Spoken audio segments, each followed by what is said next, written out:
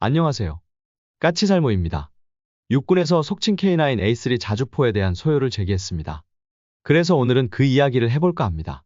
그 전에 앞서서 한화시스템은 방사청으로부터 이순신급 구축함 성능 개량 사업을 수주했다고 2024년 12월 13일에 발표했습니다. 계약 내용을 살펴보면 2033년까지 총 9년간 1971억을 들여서 이순신급의 전투정보 시스템의 개량과 그리고 SM-2 미사일의 통합을 한다고 합니다. 이로써 아직도 일부에서 주장하는 이순신급에 대한 인천급에 탑재된 SPS-550K 레이더의 통합은 완전히 물 건너갔습니다. 왜 그러냐면요. 정확히 이번 계약은 이순신급 구축함 개량의 전체가 아니고 그 중에서 한화시스템과의 계약분의 계약입니다. 정확히 이순신급을 개량하는 총 사업비는 6,730억입니다. 그 중에서 한화시스템과 방사청이 계약한 게 1,971억인데요. 문제는 바로 한화시스템이 이순신급의 전투정보 시스템의 교체를 담당하는 회사라는 것입니다. 결론은 이순신급의 새로운 레이더를 장착한다면 당연히 전투정보 시스템을 담당하는 회사에 의해서 그 새로운 레이더의 통합도 이루어져야 합니다. 그러나 한화시스템이 발표한 것에 따르면 새로운 전투정보 시스템의 통합이 되는 건 바로 SM-2 미사일 뿐입니다. 결론은 그래서 이순신급의 새로운 대공미사일도 도입되지 않고 새로운 레이더도 도입되지 않는 게 확실해졌다는 이야기입니다. 그래서 많은 분들이 끝까지 희망을 버리지 않았던 레이더의 교체는 완전히 물 건너갔습니다. 그러나 분명한 건 분명 이순신급은 대공 시스템의 교체는 전혀 없습니다만 그러나 소나는 교체되고 새로운 견인 소나의 도입과 그리고 인천급부터 탑재되기 시작한 SQS-240K 함체 소나는 장착된다는 것입니다. 그래서 이순신급은 분명 대잠전 능력은 강화되지만 대공전 능력은 그대로 유지되리라는 것입니다. 그래서 이로써 이순신급은 퇴역할 때까지 SM-2를 주력 대공미사일로 운용하고 시그널사의 MW-08 대공 레이더를 그대로 유지하게 되었습니다. 분명 이순신급의 높은 확장성을 생각했을 때는 안타까운 일이나 어쩌겠습니까? 그나마 대잠전 능력이 높아지는 것만으로도 감사해야죠. 그럼 다시 육군이 K9A3 자주포를 소요 제기한 이야기로 돌아와서 흔히들 이 자주포를 K9A3 자주포라고 하는데요. 이 자주포는 정확히는 K9 자주포의 개량형이 아닙니다. 그렇기에 나중에는 아마 틀림없이 이 명칭이 아니라 새로운 명칭이 부여되리라 봅니다. 그래서 오늘은 육군은 새로운 자주포를 얼마나 소요를 제기했고 그리고 우리의 자주포 전력은 어떻게 바뀌는지를 집중적으로 이야기해 보도록 하겠습니다. 우리나라는 총 1178대의 K9 자주포를 보유하고 있고 K9 자주포의 신규 생산은 2018년까지 이루어졌습니다. 그리고 현재는 이 자주포들을 K9A1으로 개량하는 사업을 하고 있습니다. 그리고 K9과 함께 우리의 주력 자주포로서 KO-15 자주포를 1180문을 보유하고 있고 2011년부터 KO-15를 KO-15A1으로 개량하는 사업을 시작해서 2022년까지 모든 KO-15를 A1으로 개량을 완료하게 됩니다. 그리고 105mm 풍익 차륜형 자주포를 지금 생산 중이고 풍익은 최종적으로 850문을 배치할 생각입니다. 그래서 우리는 최종적으로 3208문의 자주포를 보유하게 됩니다. 그 중에서도 155mm 자주포만 지금 기준으로도 2358문을 보유하고 있습니다. 명실공히 러시아나 중국을 빼고는 가장 많은 자주포를 보유하고 있으며 심지어는 서방권에서는 미국보다도 더 많은 자주포를 보유해서 서방권 최강의 자주포 전력을 보유하고 있습니다. 그리고 우리가 보유한 자주포들은 러시아나 중국처럼 오래되었거나 성능이 의심되는 자주포도 아니고 모든 자주포가 미국의 팔라딘 자주포급 이상의 성능을 가지고 있다는 점에서 실질적인 전력으로는 가히 세계 최강의 포병 전력을 가지고 있다고 해도 과언이 아닙니다. 그러나 문제는 우리 군의 양대 자주포 중에 하나인 KO-15가 생산을 시작한 게 1986년으로 도입된 지 30년을 넘어서 40년이 가까워지고 있다는 것입니다.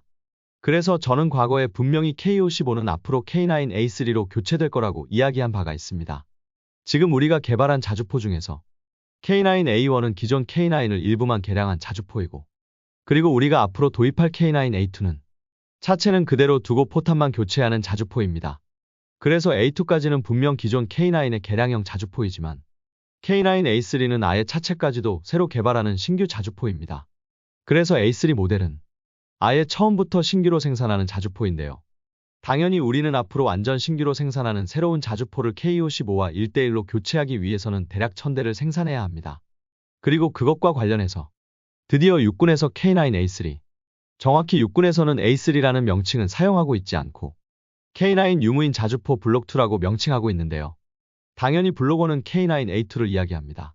그래서 육군에서는 K9 유무인 자주포 블록2에 대한 소요를 제기했으며 육군이 요구한 수량은 889대입니다. 솔직히 저도 처음에 수량을 듣고 좀 놀랐습니다. 왜냐하면 쉽게 생각하면 889대라는 건 K55와 1대1 교체도 안 되는 작은 수량으로 보이겠지만 문제는 K9A3 자주포의 작전 능력이 K55의 4배가 넘기 때문에 최소 300대 정도만 생산해도 충분히 그 임무를 대체할 수 있기 때문입니다. 무슨 말이냐면요. 기본적으로 K55의 최대 사거리는 31km이고 최대 발사속도는 분당 4발이지만 지속 발사속도는 분당 1발입니다.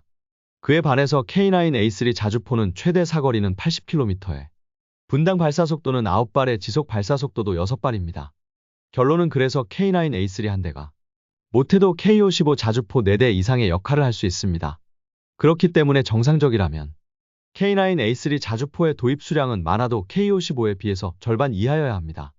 그러나 역시나 우리 육군은 포방부 다운 결정을 했고 그래서 이런 괴물 자주포를 무려 889대나 도입하겠다고 하는 것입니다.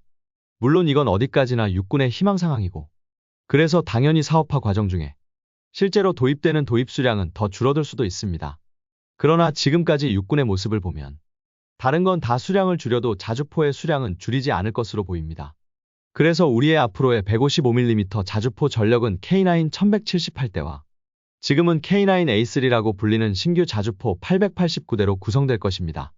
그리고 특히 육군이 K55를 퇴역하고 새로운 자주포를 도입하려 하는 이유는 물론 K55가 도입된 지 40년이 다 되어 가기 때문에 교체 필요성도 있지만 무엇보다도 중요한 건 K55를 K9A3로 교체하게 되면 자주포를 운용하는 병력이 대폭 줄어든다는 점입니다. 기본적으로 K55는 한 대의 자주포를 운용하기 위해서 필요한 인원만 5명입니다. 그래서 한 개 포대 6대를 기준으로 순수하게 자주포에 탑승하는 인원만 30명이고 1180문의 자주포에 탑승하는 인원만 5900명입니다. 그에 반해서 K9A3는 6대 한 개 포대를 운용하는데 단 8명이면 됩니다. 그렇기에 자주포를 운용하는데 필요한 인원을 거의 5분의 1로 줄일 수 있습니다. 솔직히 실제로 줄어드는 인원은 그 이상입니다. 왜냐하면 K9A3가 한 개 포대에 8명이 필요하다는 건 사격지휘 차량에 탑승하는 인원까지 포함한 인원입니다. 그에 반해서 K55는 한 개 포대에 한 대씩 배치된 K77 사격지휘 차량까지 합치면 한 개 포대에 36명이 필요합니다. 왜냐하면 K77에 최소 6명의 인원이 탑승하기 때문입니다. 그래서 K55를 K9A3로 바꾸면 한 개 포대의 인원이 36명에서 8명으로 줄어드는 것입니다. 그래서 병력 수급에 시달리는 우리 육군으로서는 엄청난 인력 수요를 줄일 수 있기 때문에 추진되는 사업입니다. 실제로 이게 얼마나 심각하냐면 지금 우리나라 군대에서는 여기저기 인력이 부족하다는 이야기를 많이 들어보셨겠지만 당장 지금 K9 자주포의 조종수 보직률은 72.9%밖에 안 된다는 기사가 있기도 했습니다. 한마디로 말해서 지금 현재도 우리 K9 중에서 300대는 아예 조종수가 없다는 것입니다. 물론 지금 우리나라의 기갑부대에서 조종수는 부사관이 하고 있고 그래서 부사관 충원율이 너무 낮기 때문에 K9의 조종수가 부족해지게 된 것이기는 하지만 분명한 건 우리가 병력이 부족해도 너무 심각하게 부족하기 때문에 자주포를 무인화해서 자주포를 운용하는 데 필요한 인력을 대폭 줄이는 건 아주 중요한 문제입니다. 그리고 안타까운 점은 인력 부족 문제로 인해서 K55뿐만 아니라 어쩌면 일부 K9 자주포도 퇴역할지도 모른다는 이야기입니다. 왜냐하면 지금 우리나라는 K9 자주포를 K9A1 자주포로 개량하는 사업을 하고 있는데요. 문제는 이 사업에 의해서 개량되는 수량은 658대뿐입니다. 그래서 나머지 K9은 개량이 안 되는 건데요. 물론 일이 된 건 영국 수출 사업 때문에 우리 육군의 예상과 다르게 K9A2의 개발이 앞당겨지면서 일부 K9은 A1으로 개량하지 않고 아예 바로 A2로 개량하게 되면서 개량 수량이 줄어든 것이기는 하지만 분명한 건 앞으로 우리 군대의 병력 규모는 장기적으로는 절반 이하로 줄어들 것이기 때문에 현재 수준의 자주포 전력을 유지하지 못할 수도 있습니다. 한마디로 운용할 병력이 없어서 일부 자주포를 퇴역시켜야 할 수도 있다는 이야기입니다. 그렇기에 자주포의 무인화는 우리 군에게는 상당히 중요한 문제이고 이것만으로도 충분히 K55를 퇴역시키고 신규 자주포를 도입할 명분이 됩니다. 그만큼 우리의 인력난은 심각한 것입니다. 그래서 육군은 신규 자주포의 도입을 추진하는 것인데요. 문제는 육군도 심각한 병력 감축에 대비하기 위해서 신규 자주포의 도입을 서두르고 있지만 지금 K9을 개발하고 생산하는 한화는 육군의 일정보다도 더 빠른 개발을 원하고 있다는 사실입니다.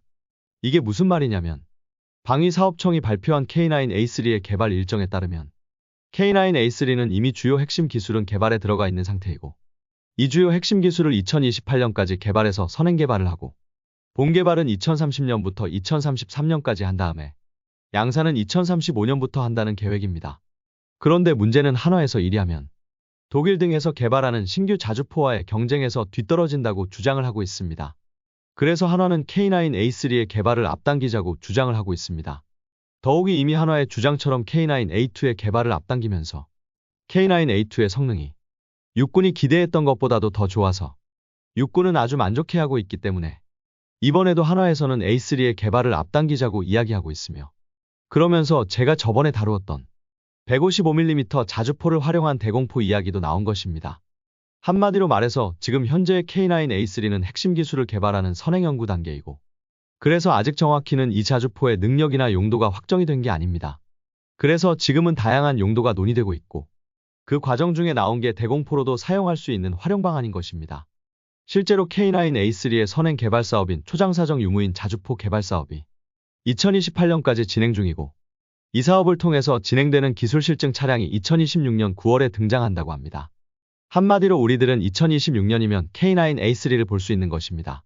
그리고 K9A3를 개발함에 있어서 가장 핵심이라고 할 수 있는 58 구경장 장포신의 개발이 2027년까지 잡혀 있기 때문에 본 개발을 2028년부터 시작하는 것도 이론적으로는 분명 가능합니다. 그래서 한화의 주장처럼 K9A3의 개발을 2년에서 3년 정도를 앞당기는 것도 충분히 가능하리라 보고요. 무엇보다도 육군에서 지금 K9A2의 성능에 무척 만족하고 있기 때문에 한화의 주장처럼 K9A3의 개발이 앞당겨질 수도 있다고 봅니다. 결론은 방사청의 발표는 본 개발은 2030년부터이지만 현실적으로 본 개발이 2년에서 3년 정도 앞당겨질 가능성이 높고, 그로 인해서 우리 군에 대한 배치도 앞당겨질 가능성이 높습니다. 지금 우리나라의 병력 수급 현황은 심각하다 못해서 절망적인 수준입니다. 그렇기에 어찌 보면 무인 자주포인 K9A3의 개발을 앞당기는 건 한화가 요구하는 것을 넘어서 어쩌면 당연한 수순이라고도 할 수 있습니다.